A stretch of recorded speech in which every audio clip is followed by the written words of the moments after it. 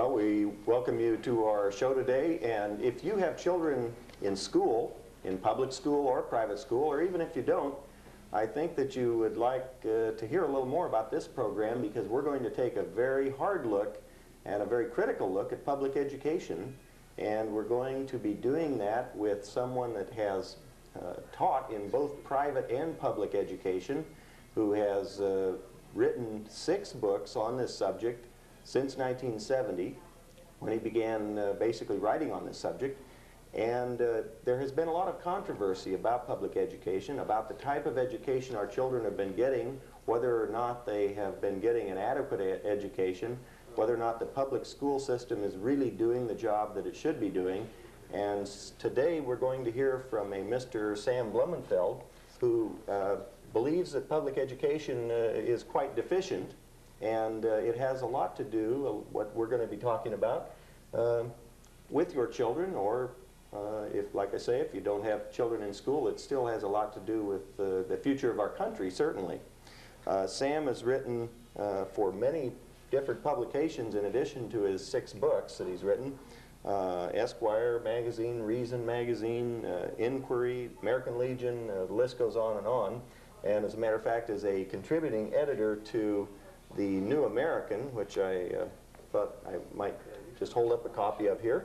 And in addition, 2 of the books that he's written, I happen to have copies of here today. One is on the NEA, and we'll be talking about the National Education Association, which is an organization that a good many teachers belong to, and we're going to be looking at what does the NEA believe, what is it promoting, and we have a lot of interesting things to bring you on that. And then a book on public education. Is public education necessary?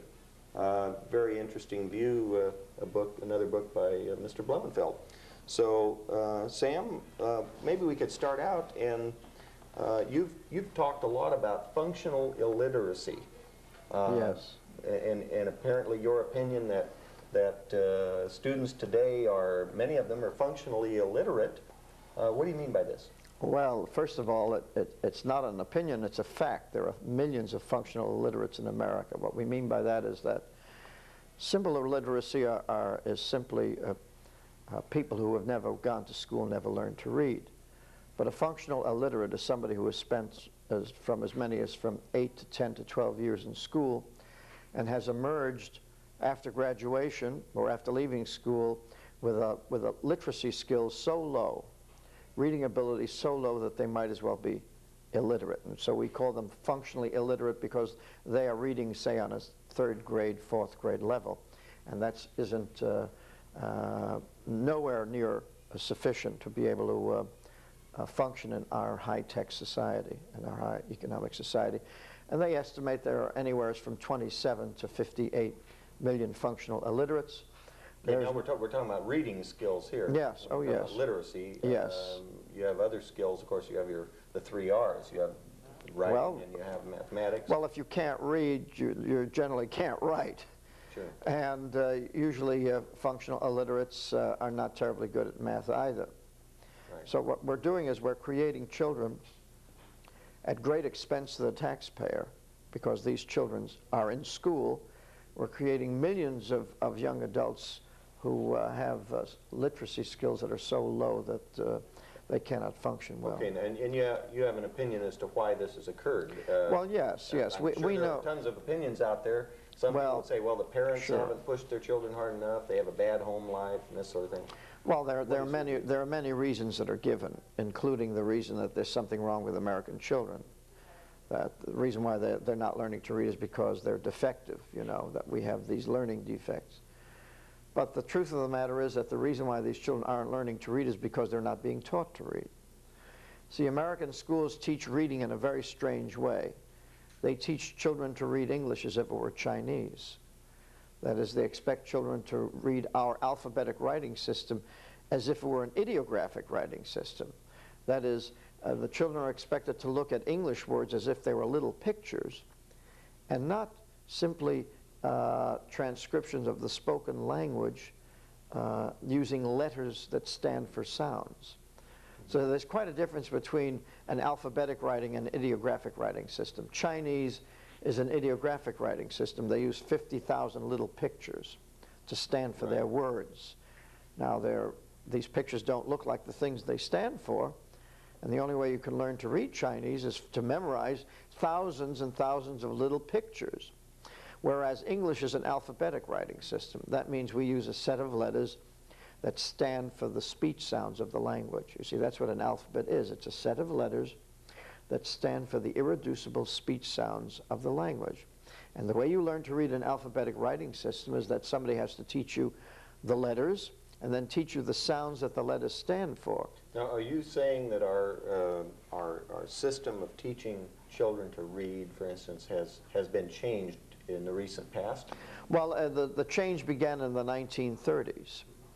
And the man who informed us of this change was Dr. Rudolf Flesch, who wrote a very famous book back in 1955 entitled Why Johnny Can't Read. I'm sure, Bob, you've heard of that book, Why Johnny Can't Read. Very few people realize that that book was written over 30 years ago. And it was 30 years ago that we knew the reason that Dr. Flesch told us why the children weren't learning to read. He said there was nothing wrong with American children. Nothing wrong. The homes have nothing to do with it. The parents have nothing to do with it. It's the way that schools are teaching children to read. Now, specifically, can you give us an example of the type of what you consider to be defective teaching in terms of... Well, and any look-say program is defective in the sense... Look-say, now what do you mean look-say? I've heard that term and I know you use that term, but what do you mean by it? What they do is they teach the child to read the whole word without knowing the letters or the sounds of the letters. Just to memorize. They'll show them a picture of an elephant? Well, they can show them a picture of an elephant, the word elephant, and say that word says elephant. Before the child knows that there's a short E, or the L stands for ul, the PH stands for f, that sort of thing. In other words, in order to teach an alphabetic writing system, you've got to teach the sounds of the letters first before you teach whole words. Because that's the only way a child can learn to read our language proficiently.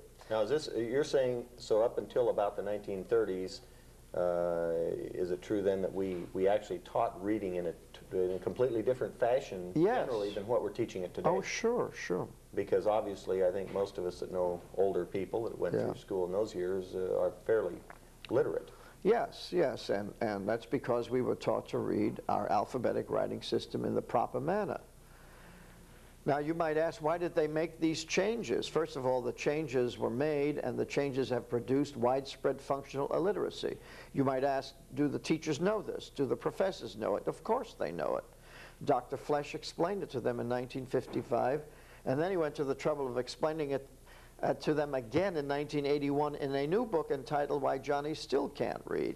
So if they missed it the first time, he made sure that they then learned about it the second time, because you know, many of today's teachers were not old enough to have read Dr. Flesch's book back in 1955. And you're saying that this same teaching method is continuing on today? Oh, yes. And as strong as ever? Is it in... As strong as ever. What percentage of our schools, or what percentage of our classrooms are teaching this method in At least 85%, if not higher. From 85 to 90%.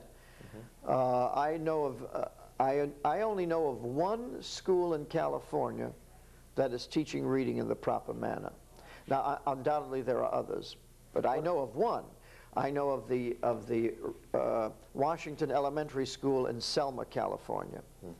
There they're using the proper method because the principal there, Peggy Adams, wanted to improve the teaching of reading in her school. And so she hunted until she found a good phonics, a good alphabetic phonics method of teaching reading. And that's the method they use in that school, and in that school everyone learns to read. What about our private schools? Are they more heavy into phonics? Yes, yes, the private schools generally are, because people don't spend money on education and in order for their children to become functionally illiterate. So most of are you saying that most of the private schools are using phonics? Oh yeah, yeah. The majority, the vast majority of private schools, particularly the church schools, are teaching children to read via the phonics method, the alphabetic phonics method. Now, incidentally, every look-say teacher will tell you that he or she teaches phonics. You see, they do teach some phonics. They have to, because it's almost impossible to learn to read English without knowing some of the letter sounds. But the way they teach it, the way the look-sayers teach phonics, is they teach them as phonetic clues. In other words, first they teach configuration clues. They teach picture clues. They teach context clues. And if that doesn't work, then they teach some letter sounds or phonetic clues.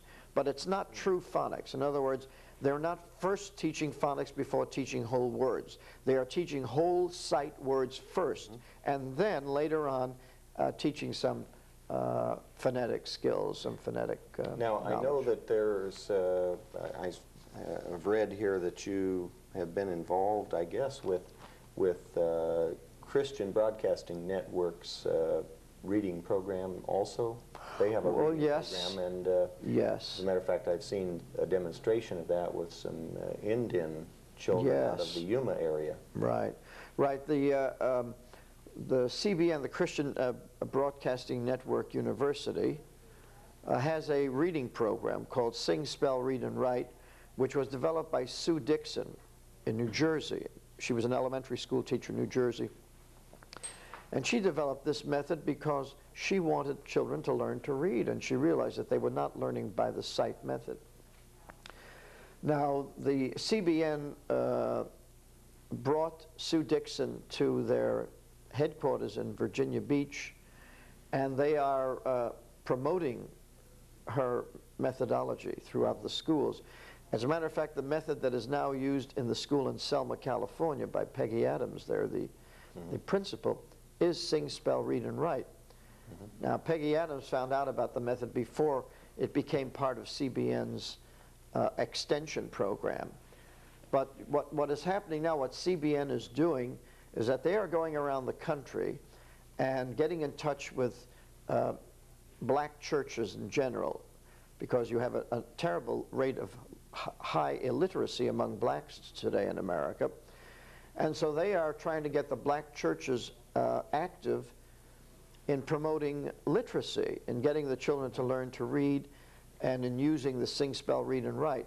Recently, they had such an initiative in Detroit, and I shared the podium with Pat Robertson and Ben Kinchlow in promoting this whole program among the blacks in Detroit, and it was quite a wonderful affair, quite a wonderful event, and a lot of black parents came, and they're very excited about it. How could parents in a local community get their public schools to adopt a program like this? Is it possible through, or are we so controlled from Sacramento in this state? Well, what you have to do is go to the school boards. Parents can go to the school boards and ask their school boards, say, why isn't it possible for our schools to use this particular method that works so well? I mean, they can do that. They can go to their school boards and ask this question. Whether they'll get any satisfaction, I can't say. I just don't know. Let me back up for a minute and talk a little about you've got this one book, Is Public Education Necessary? And I know you go a lot deeper into the basic question of public education. You think, apparently, that we don't need public education, or that the system should be different in some way. Can you tell us what you see as the most ideal education system in this country? Well, let me put it this way. Public education has been an experiment that the American people decided to try, starting back in the 1830s, 40s, and 50s. Now, the public education movement virtually promised utopia. They said public education would eliminate illiteracy, it would eliminate poverty, it would eliminate crime, it would produce wonderful people, better people, etc. Well, now here we are 150 years later, and we look at the scene, and what you see before you is devastation. You see public schools that cannot teach children how to read, how to write. You see public schools that are undermining the religious faith of the children through all kinds of psychological programs like values clarification, sensitivity training, situational ethics, death education, sex education, evolution. Then you have moral anarchy in the public schools today. We're not producing better people, we're producing worse people. I mean, we have children now who are becoming drug addicted, engaging in premarital sex. We have the highest rate of teenage pregnancy in the world. And of course, then we have this horrible physical problem in the schools. The schools have become very dangerous places for children. Children are assaulted, they are murdered, teachers are assaulted, some are even killed. Children come to school with knives, with chains, with guns. I mean, what started out as a very fine experiment has resulted in total and complete catastrophic failure. And so what I am telling the American people is that the experiment is over. They've had their chance to prove themselves. They cannot reform the system. There's no way that they can reform the system. There's no way that they are going to improve literacy in the schools or achieve any kind of academic excellence. I haven't seen a single shred of evidence that they are going to do that. There's no way that they're going to improve the spiritual climate in the schools, because what you have now in the public schools is an offensive, an aggressive offensive against Christianity. They're destroying every vestige of Christianity in the public schools. There is no way that they're going to solve the moral problems. As a matter of fact, the latest issue of Time magazine deals with the cocaine problem among children. Yeah, in the public schools. No question. And they're not going to solve the sex problem, because what do the schools offer as the solution to the sex problem? Give out pills and condoms to the kids, and then start teaching sex in kindergarten. Now I ask you, Bob, do you think that's going to solve the sex problem? Yeah, it's rather remote, I would say, at the outset. Yes. I think you're being rather kind to them. And then, of course, there's the physical problem. How can they solve the physical dangers that the students... the other day there was a headline story about a young girl who was killed by fellow students. She was an exchange student from Japan. That's right, Killed, right here in Fremont. Yes, in Fremont, California. Yep. And when I was in Chicago the other day, a youngster shot his teacher because she didn't pass him in math. I mean, things are really getting out of hand. So if we go to you're talking about going to a totally private system. Yes. Right now, what I would say 10 or 15% of the students in the United States are in private schools. Yes, about 15%. Right. We don't know the exact number because, you see, many of these new Christian schools are not registered. Right. They're not counted. Right. Because they're running independent. They're running independently, and they don't report to any particular agencies. Right. And so nobody knows how many children are in them, but I can tell you that they are growing in numbers. Not only that, but the homeschooling movement is growing. Yes, there are people now that are teaching their children right at home. There are thousands and thousands of children being taught at home. As a matter of fact, I've just come from a conference in Chicago at Christian Liberty Academy there in Arlington Heights, which has a homeschooling program. They have 22,000 families from all over the country signed up in their program alone, and there are other such programs being conducted around now, the country. what is your answer to people that would say, well, if you just abolished the public education, of course, you'll usually hear of the potential of some poor children not being able to afford a private school? Well, there are many ways to solve that problem. First of all, you can start all kinds of community funds to take care of the cost of tuition costs of poor children. I would think that because some of the churches were involved in this, they may also have programs for children. Then churches could get involved in raising funds for that. There's no lack of money. If we didn't have to pay for public education, which of course costs billions of dollars, do you know that half the California budget goes for public education? Now, if that money was... some lottery money to boot. Right. If that money was retained by the public in general, they can more than afford to pay for the education of every single child in the state. Yeah, what is private, for instance, I know private education is much less expensive. I don't know if you have those figures, but I know... oh, yes, it is much less expensive. And then there are ways of... so take, for example, Marva Collins in Chicago.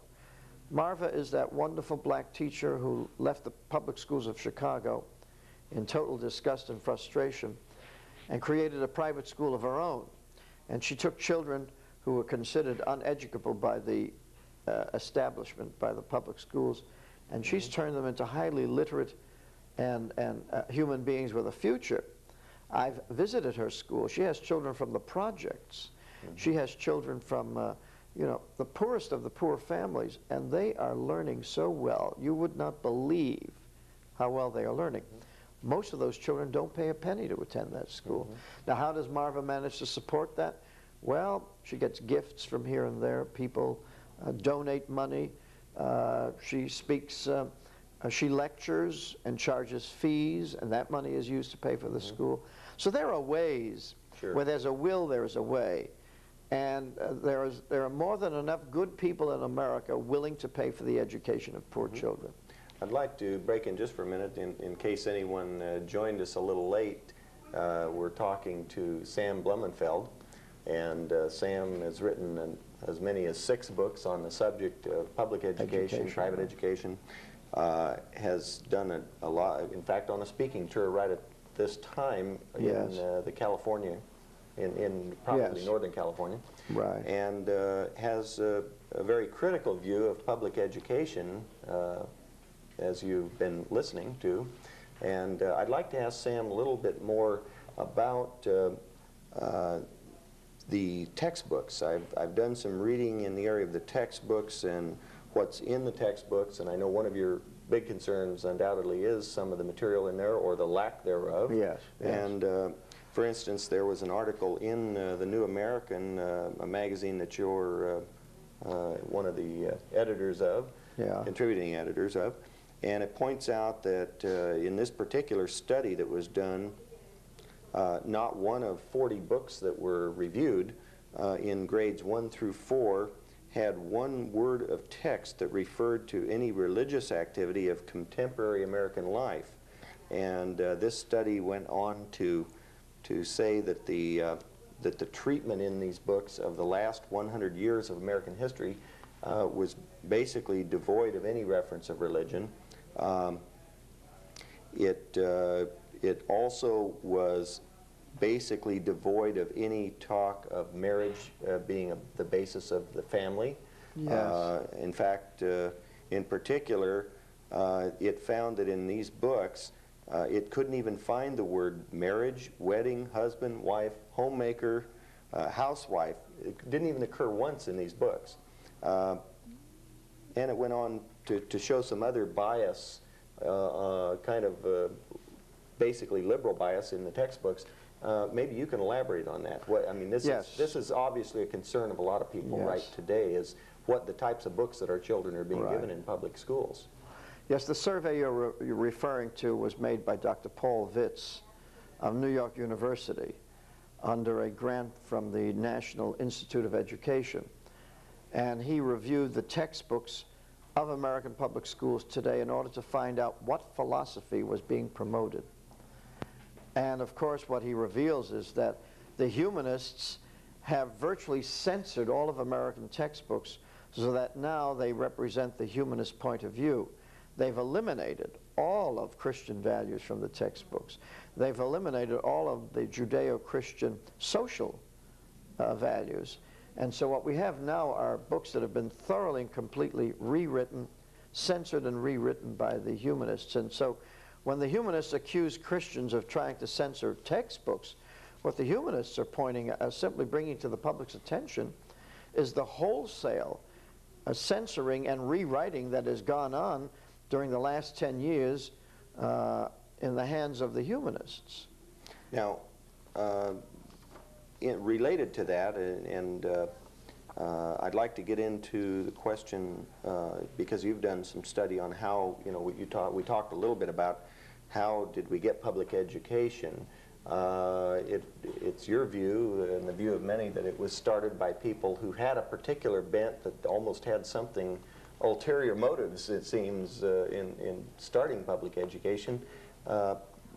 Could you tell us a little bit about that, about your view of some of the people that were involved? Horace Mann, I know you've written on him, Robert Owens, and some of the founders of public education, and the NEA, as we get into that. All right. Well, in my book, Is Public Education Necessary? This book is a history of public education. What I tried to do in this book was to show how and why Americans got government in the education business, into the education business. You see, why did Americans hand over to government the responsibility of educating children when we were doing such a good job of it in the private sector, with private schools, church schools, home schools were doing such an excellent job?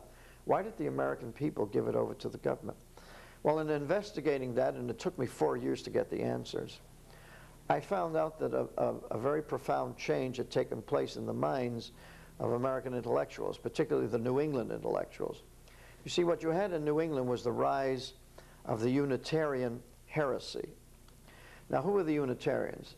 These were people who rejected their Calvinist forefathers, the beliefs of their Calvinist forefathers. They rejected the divinity of Christ. They rejected salvation they rejected salvation as the means they rejected religion as the means of salvation, and they decided that the school, that education, should become the means of salvation. You see, because they were confronted with a problem. When they rejected Christianity, they rejected the Christian view of evil. Now, what is the Christian view of evil? Well, the reason why we have evil is because man is sinful by nature, and it is his sinful nature that creates evil in this world. And the only way that you can control man's sinful nature is by obeying God's law, and of course through forgiveness and salvation through Christ. And you're saying that the Unitarians rejected this concept? Yes, they rejected all of that. Well, then they had to come up with a new solution for the problem of evil. And they said, well, what causes evil? They said evil is caused by ignorance, poverty, and social injustice. And so they said, well, if you get rid of ignorance, you'll get rid of poverty, and if you get rid of poverty, you'll get rid of social injustice. So they said, we will now focus our energies on education, because that's the means of salvation. That's the means of getting rid of evil, education. And it's got to be education without religion, because religion teaches men that evil exists because of their sinful nature, you see. Mm-hmm. So if there is no sin, and man is not sinful by nature, then you've got to teach him in a secular system.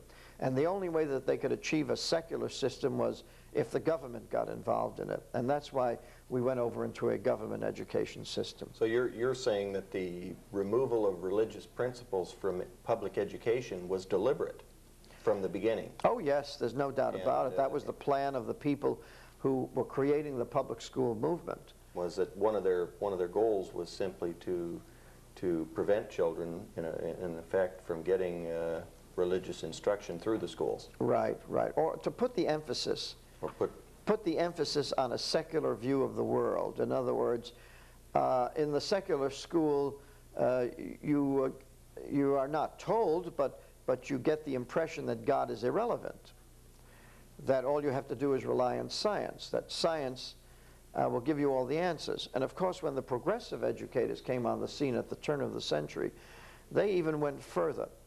They said that we not only want secular education, we want anti-religious education.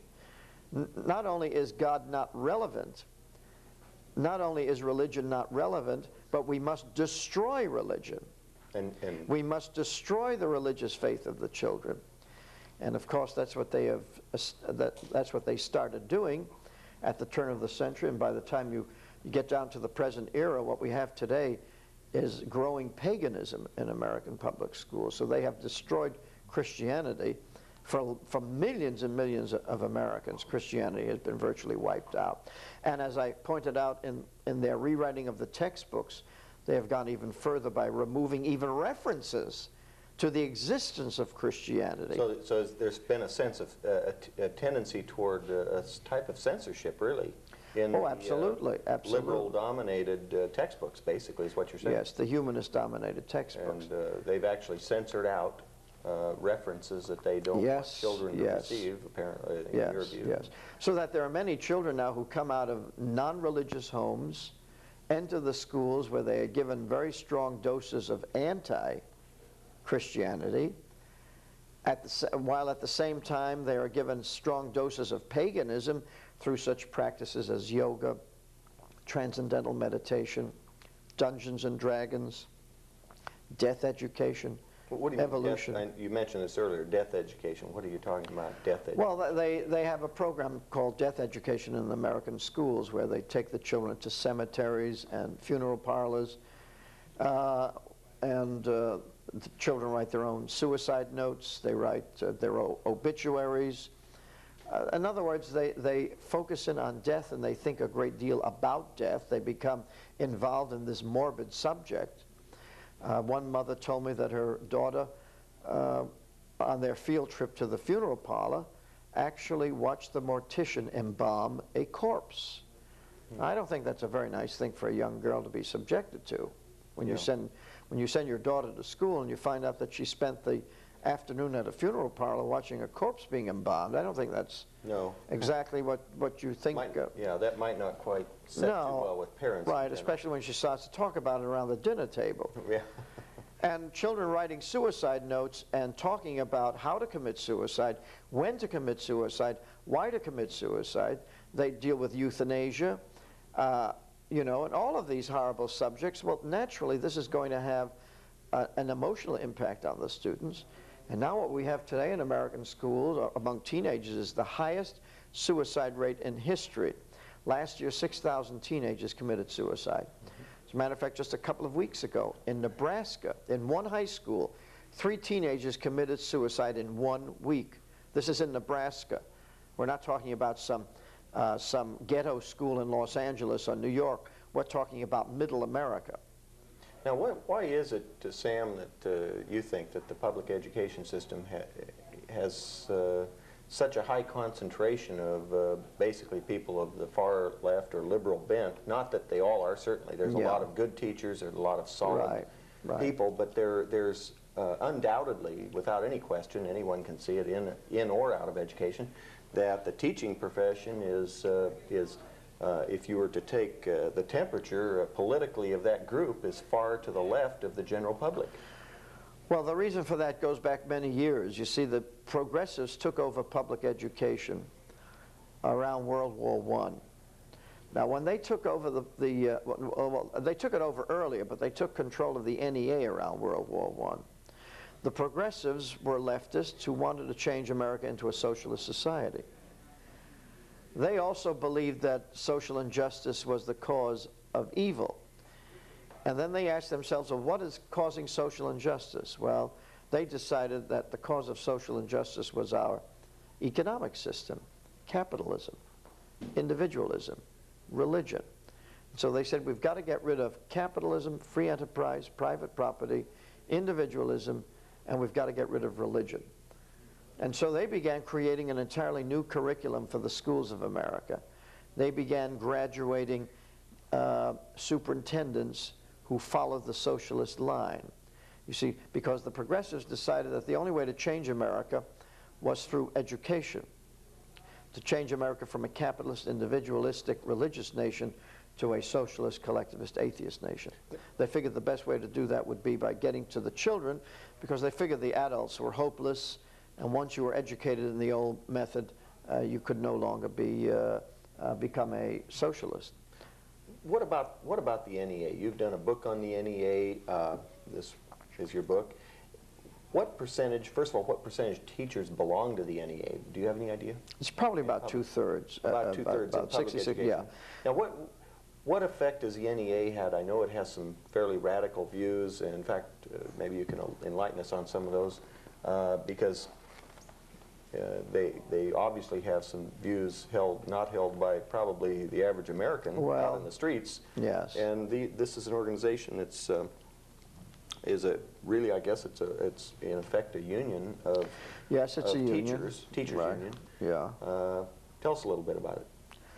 Well, the NEA was started way back in 1857 as an organization put together by the state public education officers who wanted a national organization for America. You see, they also wanted a national public school system, just like the ones they had in Europe. But they realized that America was divided into states And so it would be impossible to have a national system. So they said, well, if we can't have a national system, let us create a national organization that will give a common goal to all the states. In other words, so that all of the superintendents and all of the education offices will get together and create a consensus and have common goals and be able to talk to one another.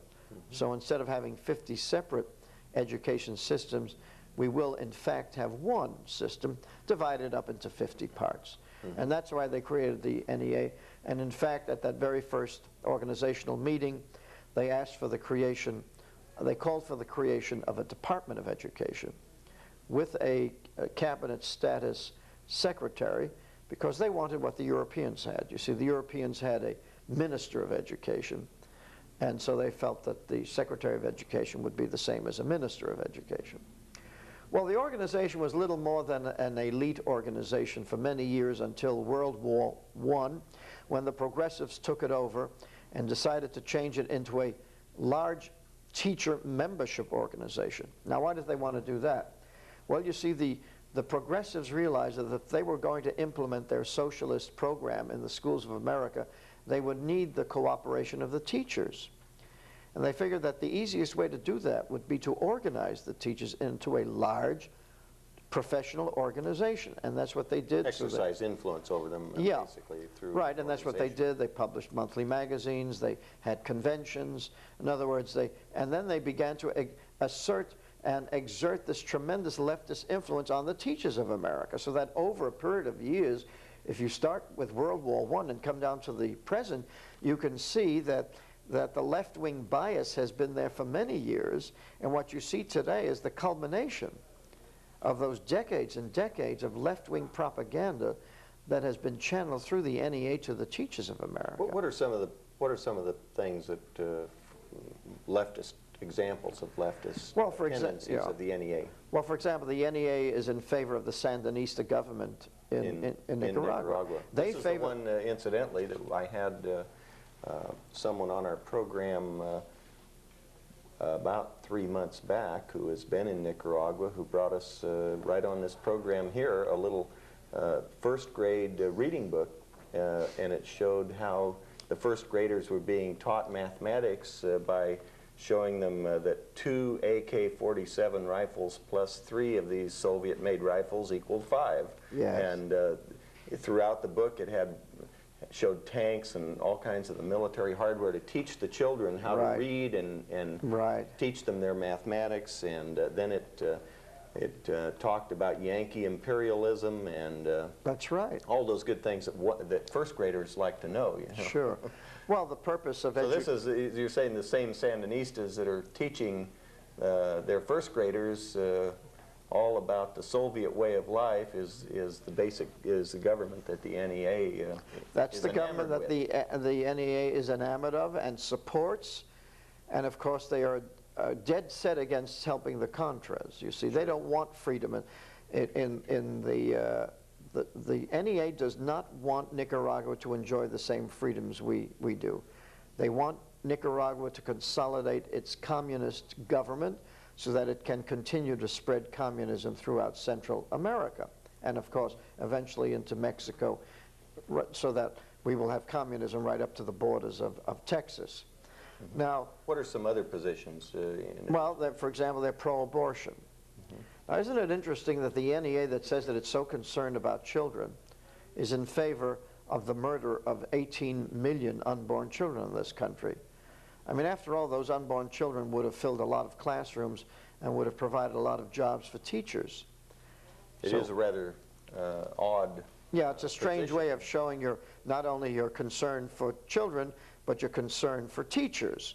Here you are, you're depriving these unborn children of their lives, and you're also depriving teachers of future pupils. And that's the NEA, that's the position they take. Also, of course, the NEA is in favor of regulating homeschooling and regulating church schools. Mm-hmm. They don't believe in the freedom of religion. Well, they're concerned with the competition. That's certainly clear. Of course.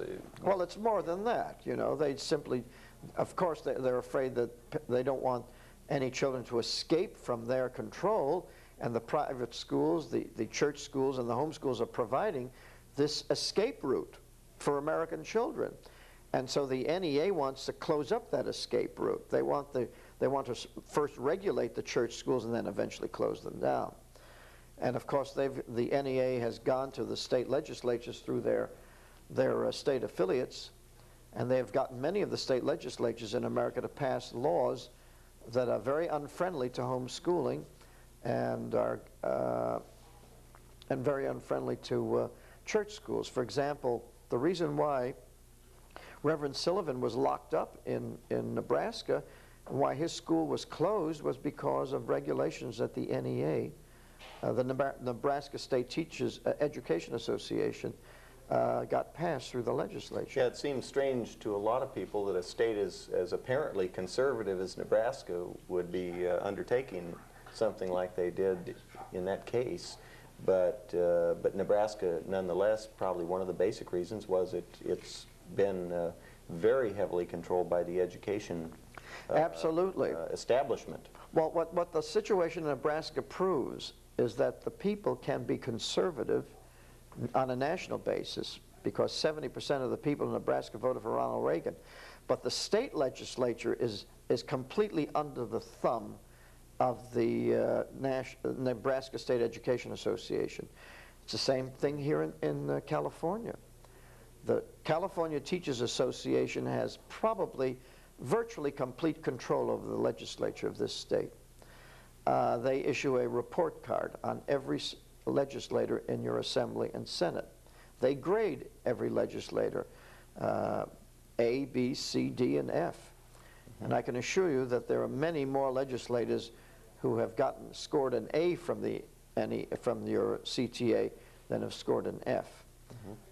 It's a situation in America today where many of your state legislatures are completely controlled by the organized educational establishment. Well, it's become a real political body.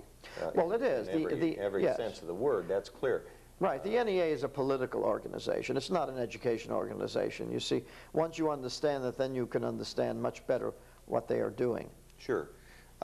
Just wanted to break in to say once again that we're talking to Sam Blumenfeld, who has written no less than 6 books on the topic of education, is very critical of public education. In fact, says that it's an experiment that has failed and we should quit it and go right back to private education, either in private schools or in homes, or both, and has written a great deal in other publications, is now on a speaking tour on this subject, and basically talks about the failures as well as right now we're talking about the leftward leanings, I guess, of the educational establishment, yes. the NEA, which is a Right. National Education Association, which 2/3 of our teachers belong to. Yes. And where do you see this all going? The trend right now appears to be going toward private education. Well, there is a growing trend among parents, a growing dissatisfaction among parents in America with the public schools. So there are many parents who are removing their children from the public schools, putting them in church schools, private schools, and homeschooling them. I hope that this trend accelerates because I believe that the public schools really have nothing to offer the American child. They are dangerous. They are dangerous academically, spiritually, morally, and physically. And when you put a child in a public school, you're really playing Russian roulette with that child's life because what are the possibilities? That child may become a functional illiterate. If he doesn't become a functional illiterate, he may become an atheist or a nihilist or get involved with a satanic cult, or he may get involved in drugs, may become a drug addicted, or your daughter may become pregnant, or your son may come down with a venereal disease, or you may get hit, or your child may get hit over the head, or murdered. I mean, look at the prospects when you put your child in public schools, that you can expect. 30% of the children who enter public schools come out functionally illiterate. So that's a 1 in 3. That's a 30% chance of failure.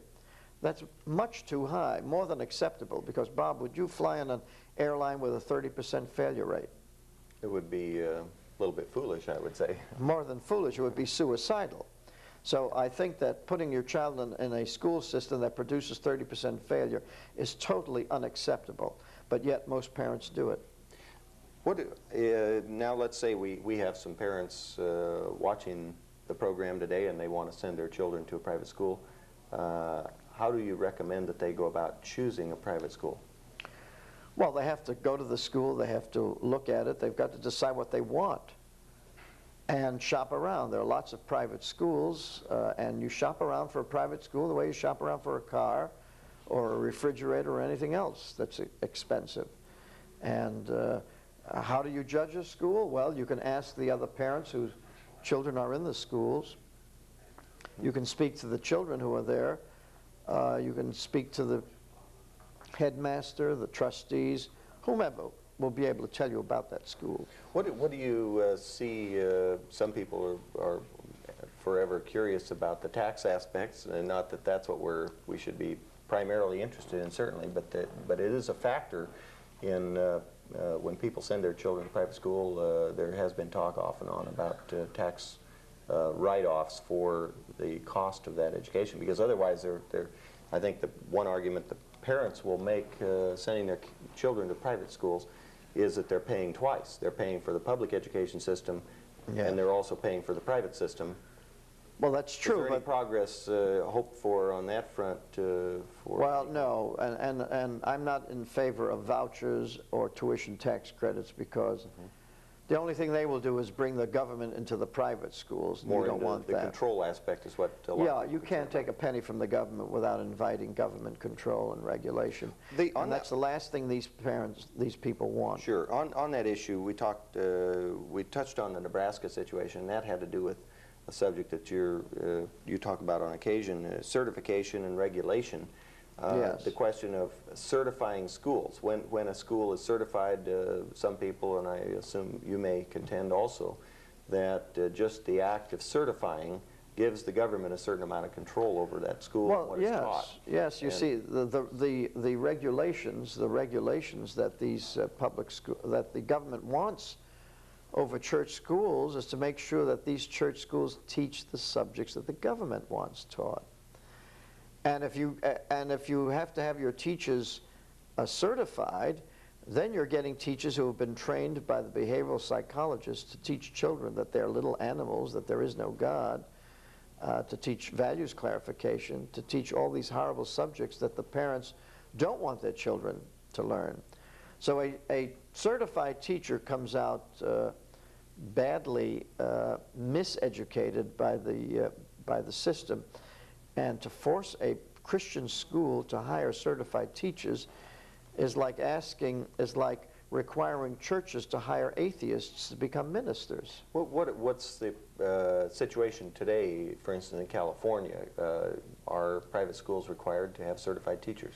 Well, I'm afraid that they are, because recently in Santa Monica, a situation arose where a church school was conducting its business as normal when all of a sudden the state troopers pounced on that school, lined up the kids against the wall, arrested the principal and his wife, and accused them of running a school without a license. Now, a church school is a function of the church. Therefore, it's a function of religion. And according to our Constitution, Congress may make no law prohibiting the free exercise of religion. And what that means is no state can make such law either. And yet here are the states in America now pretending that they have the right to regulate church schools. Well, this is a constitutional problem that's going to have to finally be resolved by the Supreme Court. And if it is not resolved to the satisfaction of the Christians of this country, there is going to be literally a revolution. What happened in Nebraska? That was over a certification, regulation type issue. Yes. What finally happened? Well, what finally happened is that the legislature changed the law. And basically allowed that church to operate yes, without a license. Right. They said that they will create another category of schools called unapproved schools. In other words, you can classify your school as an unapproved school. However, then they said, however, the teachers in those schools must prove their competency through testing. In other words, the teachers in this church school must prove that they are competent by being tested by the state. You see, the state did not entirely leave it free. And then they said that if these teachers do not prove to be competent, the parents who put their children in that school will be liable to punishment by the state. Yeah, rather dangerous principle. Very dangerous indeed. You see, the state just sort of turned things around to take the heat off the church so that Reverend Sullivan could be released from jail and the church could continue operation. But then they focused the control on the parents. But basically threaten them, hold a gun at their head. Holding a gun at their head. But they have not dared to implement this yet because they are afraid of causing another ruckus in that state. Are there movements alive today to try to change this situation? Well, I've been trying to get the John Birch Society, for example, to create an organization known as Parents for Unalienable Rights in Education, a national organization that would fight for the unalienable rights of parents to educate their children without interference from the state. I hope that this organization will get off the ground. But I must also say that there are homeschooling organizations in every state of the Union that are fighting all of these regulations in their state capitals. And there are also Christian organizations, Christian legal organizations, that are contesting the state's regulations wherever they can. Do you give any information I assume you can give people information as to how to get a hold of organizations maybe in your books? Right. Yes, in the NEA book I do have a list of alternative organizations that the reader can. For homeschooling, for instance. Homeschooling, for teachers, or whatever, you know. Yeah, that's very important. I happen to get a phone number, a toll-free number, which I might just mention that where we can, people could possibly order materials. Do you want me to give the number? Well, or would you like to give the number? I think that we can give it over the air here. It's the phone number. If anyone would like to order any of these books, Mr. Blumenfeld's books or get information is 800-528-0559, and in these books there is mentioned access areas where you can get a hold of people if you're interested in home education. Right, and then if they want to find out what's in these books, because there's a tremendous amount of information that they should read these books if they want to know what's happening in American education. Let me give that number again because sometimes your viewers might not have caught it. That's 800-528-0559. 800-528-0559. We like to make sure that the people, that your viewers can get the book. Well, we're coming down near the end, Sam, and I do appreciate you coming on the program, but just in summary, maybe tell us what you're looking for. We have a number of people watching the program today. What are you asking people to do, aside from considering getting their children out of public education, basically, and getting them privately educated or in their own home? Well, what I'm trying to do is simply show parents that there are alternatives. They don't have to accept failure. They don't have to accept corrupt schools. They don't have to accept dangerous schools for their children. There are things that they can do right now. I mean, they can, first of all, put their children in private schools or church schools or school them at home. And of course, there are organizations that they can go to for help. For example, the John Birch Society is an excellent organization that provides tremendous education. You see, people have got to educate themselves. They've got to find out what's happening in this country if they want to save it. Where this country is in great danger. Our education system is turning out children who don't know history, don't know the backgrounds of the founding fathers, don't even know why we have this free society. And so a tremendous education job has to be done. And what I am simply advising your viewers to do is to, if they are concerned, to call that number, to get the books, to read these books, and of course to get in touch with I understand that they can get in touch with you also. Right. In We usually finding give out what our they- number at the end of the program. Yeah. And if people would like further comments, we have that number available. But there's no substitution for an educated public. You see, Right. they have to know what's happening. So do you have some hope for that we can? You don't have a lot of hope that we can change public education, but you have hope that the trend is moving toward private education, that more and more yes. children are moving out of the public education system into Right. and really being educated. Right. There is no hope that public education will reform itself. Absolutely none. It cannot be done. It cannot be done academically. It cannot be done spiritually, morally, or physically. They're not going to change anything. But certainly there is, where there's life, there's hope, and certainly the children of this country deserve better than what they're getting from our present education system. Okay. Well, I want to thank you very much for coming on the program with us today, Sam. And again, just to remind you, we've been talking to Sam Blumenfeld, who has written no less than 6 books on the subject of public education. Has been concerned, he's been a public education teacher as well as a private education teacher, but since 1970 has been doing mostly writing and speaking, and written a number of magazine articles in many magazines which are too numerous to mention on the Yes. program here, but is very critical of public education and believes that we should be sending our children to private schools. And that is a growing And movement. homeschooling. Homeschooling also, Yeah. teaching our children in the homes. It's a growing movement, something estimated right now around 15% of children are now sent to private schools. And it's been growing rapidly, really, for about the last 10 years. Yeah. And the beauty about the homeschooling movement, Bob, is that the parents learn more than the children. So we're creating a whole new group of intelligent parents, you know, parents who are aware, parents who know how to teach their children, and parents who can, who gain the respect of their children. We're creating wonderful families, and these families are going to really be the foundation of this coming society, because this pagan society is going to fall. It can't last because it's so full of sin and corruption, and it's only leading to death. yeah. Well, there's no question we're seeing right now a resurgence of family orientation Yeah, in this and of country. faith, and of Christian That's faith. right. So we're glad you joined us, Sam. And Thank you very we're also much. glad that you joined us out there, wherever you are watching the program. And this is the Bob Reeder Show. I'm Bob Reeder, and I want to thank you again. And if you have any questions or comments on the program, we'd invite you to call. It's a local number. It's a Fremont telephone number, 490-3490, and we'd like to hear from you, hear your comments.